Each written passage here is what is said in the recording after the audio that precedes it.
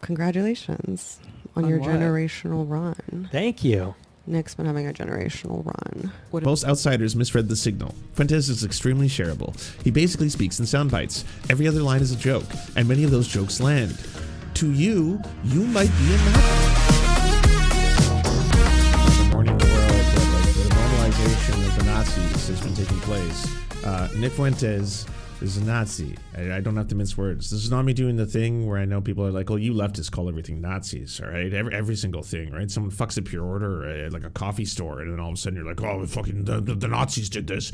No, I do my diligence, all right? I'm usually very specific in identifying someone as a far righter, someone as a neo-reactionary, someone as a member of the alt-right, someone as a member of the Ku Klux Klan, for example, and someone who is an overt and pretty loud Nazi, ass Nazi, like Nick Fuentes. He's a Nazi. The guy's been a Nazi for a while. He's the founder of the Groyper movement, which is basically they're the people in charge of the United States now. Yeah. Every time you see like the DHS account, the official account, post something, we're like, holy shit, that's Nazi shit. That's because Groypers became staffers who then became in charge of the government of the United States. You know that Pokemon Go ad that's so goddamn cringe? Like all of it is just fucking, it's cringe. It's all Pepe tier memes that they're now turning into official government policy and positions because apparently the internet is real now and the Groypers are in control and they're running the show. And you can really thank people like Nick Fuentes for popularizing that. But also, along the way, all of these collaborators, and it started out slow. Years ago it was people like Alex Jones, Tim Pool, and they were basically bringing them on, but they were also a little bit critical. They would bring them on, but at the same time be like, I don't agree with like your hating the Jews stuff or thinking that black people have low IQs. Well, actually Alex Jones is kind of on board with that shit. But I do agree with I think that there is a they, and I think that they do control a lot of the government, the globalists, the elites, whatever you want to call it. And Nick Fuentes is just sitting there being like, yeah, well, you know who they are, right? Yeah, the Jews. And you're like, well, anyways, Alex Jones, great job. He mainstreamed him. But it's really different than, say, someone like, Glenn Greenwald bringing him on. Because Glenn Greenwald actually at one point was a pretty accredited journalist and actually broke some pretty important stories as an award winner. So it would be weird if someone, Glenn Greenwald's bringing him on. Well, I mean, that's different than, say, a beloved, cherished Hollywood actor, someone like, say, Russell Brand, the disgraced rapist pedophile. He's bringing him on too. And then we got Patrick Bet-David, Valuetainment, that are bringing him on. So he's just getting normalized all around. And here, I showed this yesterday. This is the Red Scare podcast. Which is not leftist, I'm sorry to say. It's basically, again, people who drive Teslas and own a lot of crypto. They want to pretend as if they, are very intelligent. So they want to say, oh, I don't only listen to the right. Okay, I'm not just listening to Joe Rogan. I'm not just watching Asmongold or listening to Aiden Ross. Okay, I also like listening to the left, and so I listen to Red Scare. And it's like Red Scare just has on Alex Jones. Red Scare is basically, it's just white supremacist bullshit wrapped around a thin veil of Marxism with vocal fry. That's the Red Scare podcast. Oh, don't you know that, like, those lazy types, you know who I'm talking about? Yeah, they're really just bringing in the postmodern neo-Marxism. Like, if that's your thing, you want to listen to that for fucking 2.5 hours, well, they got you covered. I can't play the start of this or very much of it because not only is it unlistenable, but she actually put tattoo at the very beginning. So just imagine, a song is playing right now. All the things you said, running through my head, all the things you said. I am not alone. So that gets to about here. We're back. We've got a great show for you tonight. Mr. Nicholas J. Fuentes, welcome to Red Scare. Hi, yeah, good to be here. Congratulations on On your what? generational run. Thank you. Nick's been having a generational run. What does that mean? It means I'm on a generational run. I'm making things happen. I'm blowing up. These women are energy vampires. Yes. Oh, ever there was more perfect descriptor. Just like, I've been to so many social gatherings where there's someone just sitting there and you could be having the best time of your life. And then all of a sudden, whoa, what happened? This party sucks. Everything sucks. Life sucks. Why do I feel that way? Jesus. Oh yeah, He's your star is unstoppable. ascendant. Yes. You're becoming a household name. Gotcha. Yeah. When I tried to lock you down for this pod a couple months ago, Yeah. yeah, you were already ascendant, Yep. and I saw some of this on Straight Raid stream last night. These girls insufferable. I know this is about the extent that I can do. Luckily, this is only about like 20 or 30 seconds long if you include the copywritten music at the very start of it. So you get a good taste for it there. The Red Scare has also joined in on the normalizing a Nazi bandwagon. And to people saying like, oh, come on, he's not as bad as he used to be. He's changed. He's mainstream now. No, this was him just a couple days ago. All right. Let's get all the da-da-da-da on one side, we'll get all the tiny hats on the other, and we can send them all right back to the Middle East. Fuentes said whites should be running New York, not Jews, not Muslims, not Chinese people, and not Hispanics. It should just be whites. The blacks can have Atlanta, the Hispanics can have Miami, but we want LA, we want New York, we want Chicago. He's a Nazi. These are the things the Nazis say because he's a fucking Nazi. All right? He has not changed. He's the same as he's always been. This is the same background that he had on when Glenn Greenwald brought him on. This exact same set. It was literally days later that he was espousing this kind of shit because he's a Nazi and he says Nazi stuff. I know. I don't want to have to be the one to break it to you. But things have gotten worse because I didn't think I'd wake up and see goddamn GQ magazine doing a thirst piece on a Nazi. GQ. Yeah, this is GQ magazine. And guess what the headline is? Is Nick Fuentes winning over women on the left? Ooh la la. Yeah. Do you enjoy white supremacy, catboys, thinly veiled, closeted homosexual experiences? Well, we have the Nazi for you. There are Tumblr Nickstorians and sincere fanfics, but a young liberal, possibly irony-poisoned women fetishizing or even falling for the hard-right streamer with the Groiper following. Writer Catherine D. investigates. Recently, X posts claiming that progressive young women are falling in love with or gooning to the far-right live streamer Nick Fuentes have been going viral. I assume because it's a joke. I mean, I don't have to be pulling this up, but I think the guy's gay. Very gay. Unfortunately, like an evil gay, like closeted as fuck. This has been known for some time. If you're unaware of the Nick Fuentes lore, back in the day, he used to like doing these live streams with this cat boy who was also a neo-Nazi. So, I mean, he got the neo-Nazi checkmark there, but the guy was also a gay sex worker who, you know, filmed live streams of himself, you know, with black dildos and stuff like that, doing his thing. And, you know, I'm not here to disparage gay sex work or sex workers in general. You know, sex work is work. But I am here to disparage homophobes, of which Nick Fuentes is most certainly a massive, you know, virulent homophobe. But the same homophobe was also told by some of his ex-roommates to be obsessed with their cum. He would actually walk through their bedrooms, allegedly, by the way, this is their own testimony, not mine, with a black light to find out if they had, you know, expressed goo, which meant to him, in his own words, that they were actually betraying the incel movement because, again, they were releasing their own semen, which is a cardinal sin, I guess, for incels or something. He does call himself the king of the incels. He also, you know, on Elijah Schaefer's old show, gave Elijah Schaefer's co-host or ex-co-host, she's not on the show anymore since Elijah Schaefer got exposed as also being fucking a closet homosexual homophobe. But you know, she was talking to him and being like, so you're an incel? Yeah. And it's like, okay, so you've never had a girlfriend? No. Have you kissed a woman? No. So you never had any physical contact with women? You never dated a woman? Then what gives you any authority to speak on them?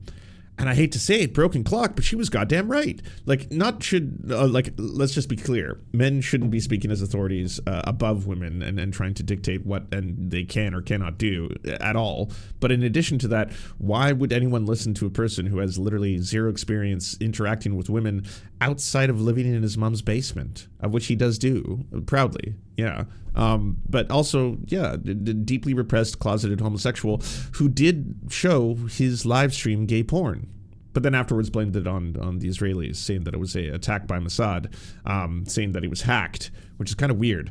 Like, his live stream ended which is an odd time for that whole thing to take place. And then when your live stream ends, like on the left side, you're seeing what my left browser has on display. That's how I'm showing all of you, right? So if I had finished my stream and then I was like, well, what to do now? I guess I'm going to watch some hardcore gay pornography. And I watched it on this tab. Like if I typed it in right now into this browser URL, don't worry, I'm not going to, all right? You're all safe. I would never do that to any of you.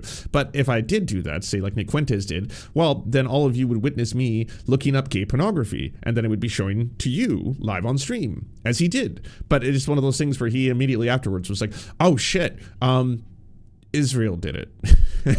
And there's so many horrifying things that Israel has done, obviously. The genocide, amongst others, war crimes daily, that kind of shit. Israel, horrifyingly bad, terrible country right now. But I don't know if they did that one, Nick. I think that may have been you trying to watch gay porn. You just didn't know that you still had the streaming tab open on your OBS or whatever you use to stream. So a little complicated. But back to this absolute abomination.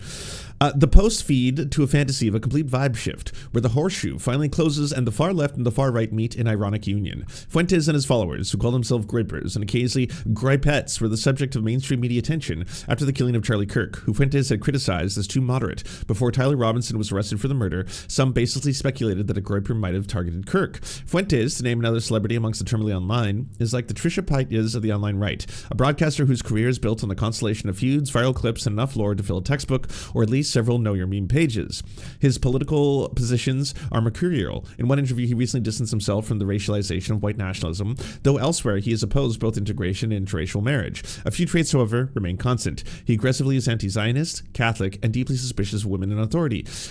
He's not just anti-Zionist, he's anti-fucking Semitic. He hates Jewish people. He's been blaming them. Like, he is the protocols of the Elders of Zion tier levels of racism towards the Jews. That's Nick Fuentes. Has been a calling card of his stuff. This is so deeply irresponsible to not only have something like this pass the editorial pages. That alone should have had this person fired. Honestly, GQ, if you didn't want to be, I don't know, Nazi Light, the magazine, like we are witnessing the Fanta soda version of GQ, the normalization of Nazism, of Nazi ideals, of fascism, all that kind of stuff right now. It's like, is it in vogue?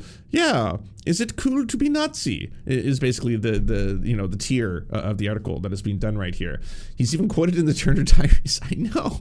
Like, this guy is a goddamn Nazi, and he's not shy about this fact. He's a Holocaust denier. Like, there's so many things. He has espoused how he fantasized beating up black people with Hitler in a dream. And he was just like, oh, I want to tell all of you about my fantasies. People who aren't Nazis don't say shit like that or think things like that. Like, again, because the guy is a Nazi. He marched on the Capitol on January 6th, has collaborated with Ye, founded Cozy TV, a right-wing aligned streaming network, a Nazi network for Nazis. Yeah, are you too Nazi for Rumble? Are you too Nazi for Kick? Well, that's what Cozy TV is there for. You can go on a streaming site intended for Nazis. Even before Kirk's killing, Fuentes has begun to break containment from his own sphere, turning up on Glenn Greenwald's System Update, great job Glenn, interviews with Russell Brand and podcaster Patrick Bet-David. But could he possibly be eliciting the thirst of young lefty women? Over several weeks, I traced the rumor across TikTok and Tumblr. I watched fan cam edits, mapped accounts, and interviewed dozens of people in their 20s and early 30s. People who'd made posts about Fuentes and whose fandom was more private. TikTok is where most outsiders misread the signal. Fuentes is extremely shareable. He basically speaks in sound bites. Every other line is a joke, and many of those jokes land. To you might be a Nazi who thinks this shit is funny. If he's saying that, like, hey, isn't it amazing that, like, you know, black brains are smaller than white brains? And you're like, oh, you find that funny? You might be a Nazi. If that's the kind of humor that appeals to you. If you're like, whoa, goddamn, I had no idea. This guy, he fucking crushes it. Have you actually sat through, because I have sat through a Nick Fuentes broadcast. It is very difficult. He's not an overwhelmingly... Look, there are figures on the right who, despite being white supremacists, are entertaining.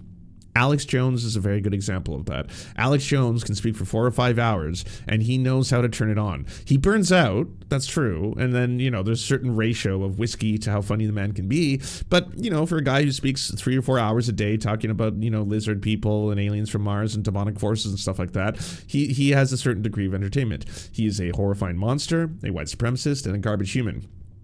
Nick Fuentes ain't that. All right. If you are genuinely being entertained by clips of Nick Fuentes, if you think he's really, really funny, you might be a Nazi. I just got to say, or at least flirting with the idea.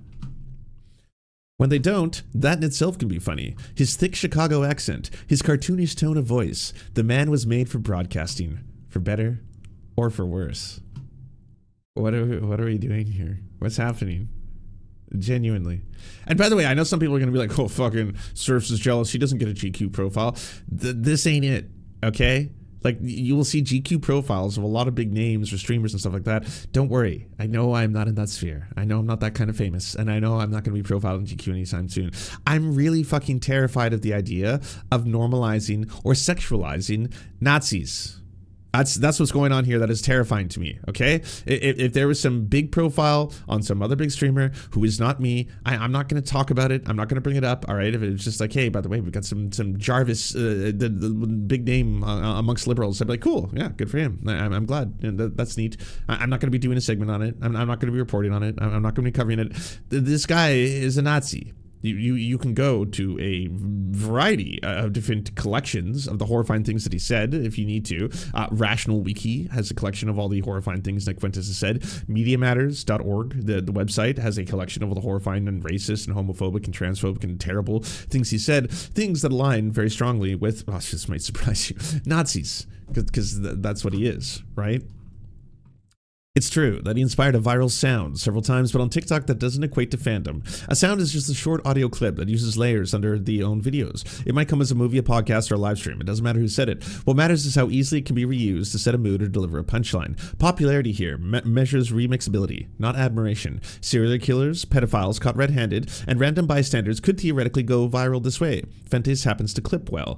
This is dedicated to TikTok native Fuentes fandom, but searching through the misspellings and the alternate tags that users reference to him to avoid the filter TikTok uses to suppress content about him, because only a few prolific editors dominate the results. The rest is noise. Ephemeral accounts spun up around attention spikes.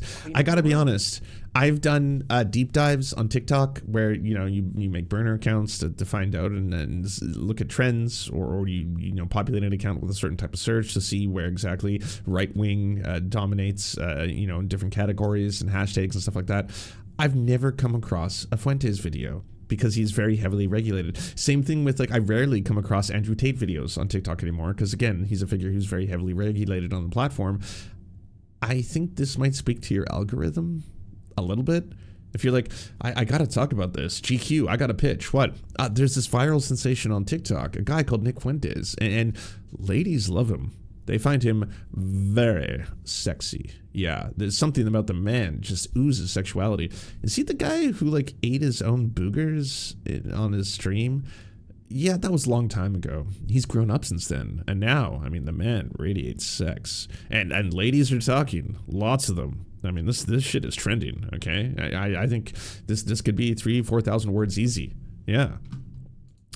The interviews I conducted reflect the feed suggested. Several sources say they're very online friends, regardless of politics, share Fuentes clips because he's funny. The same people said they don't know who actually watches his multi-hour streams. One woman described him as weirdly unhateable and suggested he's a bit of a meme. Another way of saying the trend is more of a joke than a nascent political shift. There is, however, a small female fandom orbiting Fuentes, many of whom identify as being on the left. On Tumblr, a community calling itself Nickstorians, or Nickblur, treats him as less of a leader and more of a character. It's class of fandom culture. Inside jokes, shipping fan art, fan fiction. On the behalf of our own, there are 26 Fuentes fanfics. Most of them are seemingly quite sincere. There's enough to provide that a subculture exists, but not enough to signal a wave. Yeah, no shit. You are making this up. But now it's a story in GQ. So now there's going to be a large percentage of the population who are like, what's this Nick Fuentes guy all about? You haven't mentioned how extreme he is one time. Like, at the worst, you would said he's a far-right figure, for sure. He is certainly misogynist, I'll grant you. Okay, yes. I mean, the guy does call himself the king of the incels, what have you. Anti-Zionist, which apparently is quite popular now. A lot of people are anti-Zionist, so what are we doing here? Fuentes may be appearing in mainstream venues while his clips circulate as a meme shorthand. His style is built for sharing, controversial, and outright hateful as many of the views are. Right now it seems like that his reach measures curiosity and remixability, not political conversion though. Across my conversations, his politics remain a deal breaker, at least for now. What in the ever-loving fuck? All right, hey, it does not shock me that there was a author who wanted to print something like this, Catherine D. But GQ Your editorial team went over this and said this was A-okay. Yes, this is fine. We can do that. Yeah, run it. Put it out there. There's Nick Fuentes, the Nazi, reigning over women on the left. That is the story we're telling. Catherine D. is herself a reactionary who has written for Turf Blog, Fair Disreputations. Her bio there cites her work at American Conservative, Unheard, and the Washington Examiner. Interesting. How the bio she chose here doesn't reflect her bias. The work itself features no actual citations. That's another thing to note.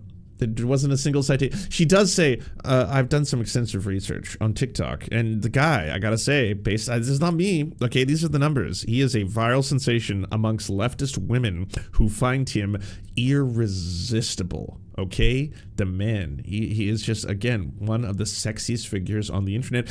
I gotta talk about it. It's not me agreeing with his opinions. You know that black people have lower IQs and smaller brains and that they should be subjugated by the master race. I'm not agreeing with any of that, okay? I can agree. I'll write that it's hateful. I'll put his views are deal breakers for some. For now. Because who knows? Who knows in a little while where this is gonna go, right? It could be in a couple of years people just find this shit unbelievably sexy.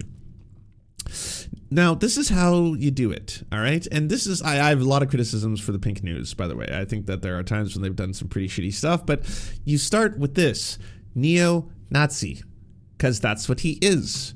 He is a Nazi. Neo-Nazi Nick Fuentes' livestream has played gay porn to thousands of his supporters. The explicit clip was played out as the pundit who is known for making anti-Semitic and homophobic remarks and described by the Anti-Defamation League as a white supremacist leader, ended an episode of his commentary show America First on Friday. After Fuentes had closed the stream, more than 3,300 viewers were presented with a brief clip of gay porn, which was quickly halted too. Supporters of Fuentes expressed shock in his livestream chat room, with some telling the right-wing pundit to turn that shit off. Fuentes blamed the incident on a hacker claiming to be the IDF Unit 8200, an intelligence gathering branch of the Israeli Defense Forces. Fuentes claimed that he had been given given that the pornography did not appear on his Rumble page, it could not have been live streamed. Okay. Disgraced former Republican Congressman George Santos, who was a longtime critic of Fuentes, joked Nick Fuentes streamed gay porn last night on his show. Now the gapers are claiming it was Mossad, the Israeli intelligence service hack. For the love of God, just accept that your zaddy Fuentes is a homo. The term gapers appears to be a pun on the term groypers, or the Groyper Army, a term used to describe Fuentes' conservative followers. Wild stuff. Just unbelievably wild stuff. And by the way, this stuff is getting way more mainstream than you think. According to a new article in Politico, quote, I love Hitler leaked messages exposed young Republicans' racist chat. Thousands of private messages revealed that young GOP leaders joking about gas chambers, slavery, and rape. Leaders of the young Republican groups throughout the country are worried what would happen if their Telegram chat ever got leaked, but they kept typing anyway. They referred to black people as monkeys and the watermelon people and mused about putting their political opponents in gas chambers. They talked about raping their enemies and driving them to suicide and lauded Republicans who they believe support slavery.